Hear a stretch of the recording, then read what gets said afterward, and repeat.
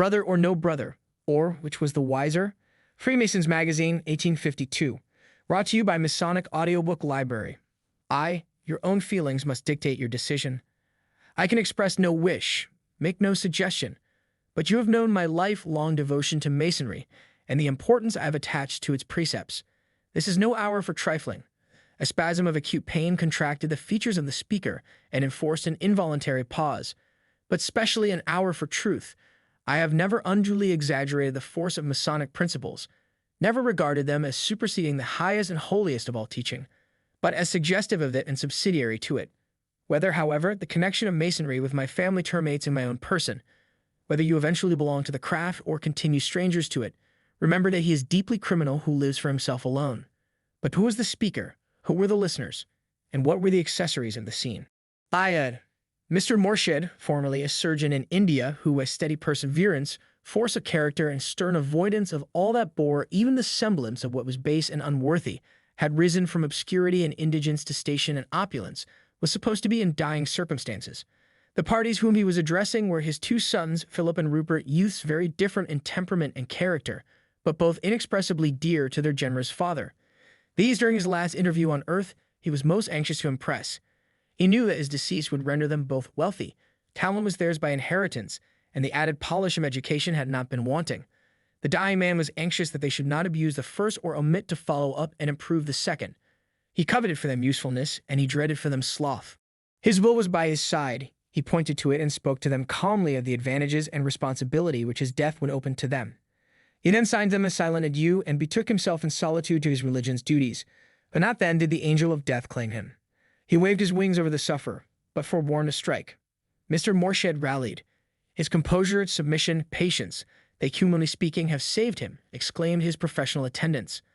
A mind so admirably poised as his, so thoroughly acquiescent in the arrangements of Providence, arms medical remedies with tenfold power. His trusting, confiding spirit is his real doctor. Patience.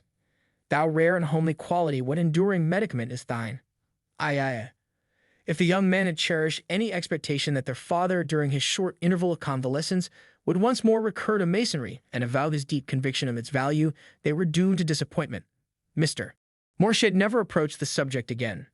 The respite so mercifully granted, his own words are used, was devoted to meditation on the mighty future, to preparation for its dread awards. And if composure, submission, faith, and hope fitly characterized such an hour, the veteran Mason passed from earth not ill-prepared for his dreamless rest. The sons the event affected variously. Philip, the younger man, shrunk from society and indulged in many and earnest musings over the poet. Rupert, the elder, courted society, talked of the absurdity of grief, and was all impatience for the distribution of the property and for means of prosecuting a scheme of foreign travel. The first seemed to cherish whatever could recall the memory of his father, the other bent on forgetting him with all convenient speed. They were together one morning when searching in Mr. Morshed's secretaire for some paper that was needed.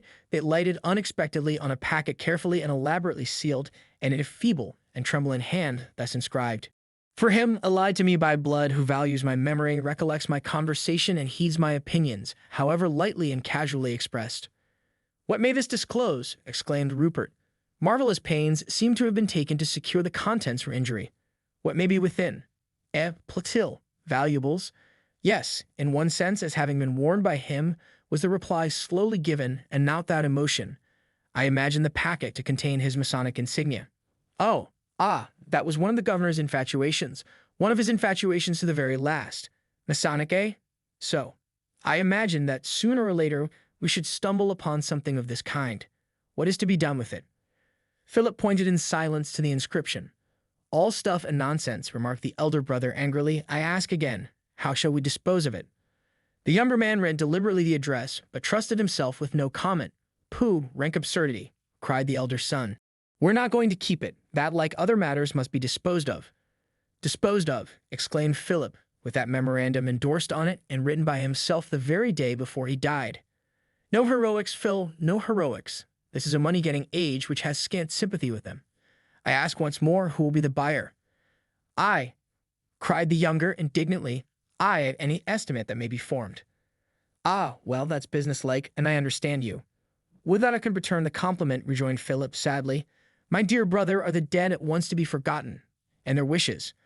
Oh, If you are about to moralize, I bid you good morning. I don't affect homilies at any time, but least of all when delivered by a layman. Adieu." And whistling his dog to his side, Rupert quitted the apartment. IV. Philip mused on in silence. Memory recalled to him many a touching trait of the departed.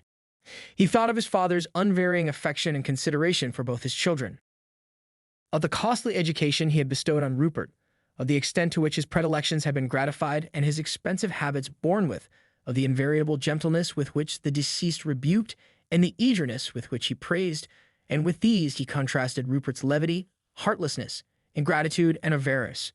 It was a melancholy hour, and more than once the exclamation rose to his lip, "If so selfish in youth, what will he be in age?" But that secretaire, crowded with papers, must be examined, and those huge packets of letters must be sorted, classed, and perhaps to a great extent destroyed. And with a sigh, Philip seized the lightest and thinnest bundle, and addressed himself weariedly to his task. That fee. Ling speedily gave place to eagerness and admiration. The packet was made up exclusively of letters from various individuals at different periods of Mr. Morshed's career, thanking him for patronage, pecuniary help, successful intervention, and availing influence exerted in their behalf during the hour of need. It was a marvelous testimony to the unwearied and lifelong benevolence of a most open-hearted man. The blessings of the widow were there, and the manly acknowledgments of the orphan, and the prayers of the aged, and the buoyant and sanguine thanks of the young. Few seemed to have applied to him in vain. Around the packet was a broad label with these words in pencil. The preservation of these letters seemed to savor strongly of vanity, but I leave them that my children may see that self was not uppermost in my thoughts. I assume no credit, covet no posthumous praises. Masonry taught me never to witness sorrow without endeavoring to relieve it. That I have been able occasionally to do so, all praise be to the Most High. This comment opened up a long train of thought in the mind of the excited reader, and at last issued in this conclusion: "That can be no unholy bond which prompts and ripens such noble fruits. If life be spared me, I will join the fraternity."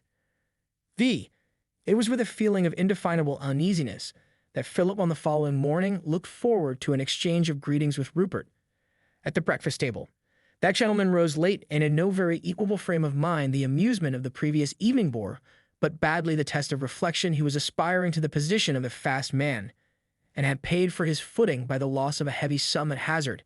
This result galled him. His night's rest was broken, and he had risen with curses on his lips at his folly, ill at ease, feverish, and irritable.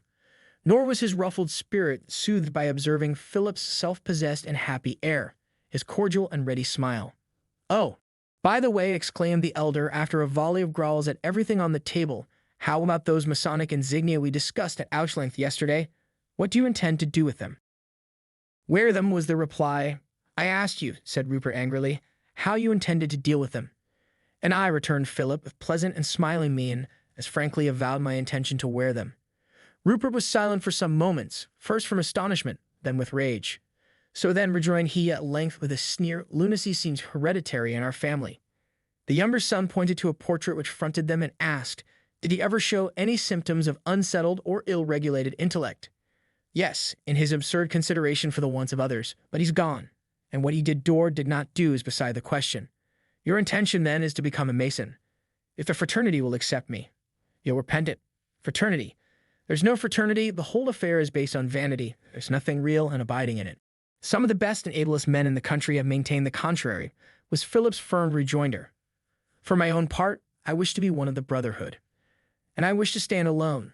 A young fellow with means at command can dispense with a brotherhood. He can help himself and laugh at the idea of a fraternity, as I do." Did the hour ever come when Rupert remembered this expression and bewailed it? It is not what we eat, but what we digest, that makes us strong. It is not what we earn, but what we save, that makes us rich.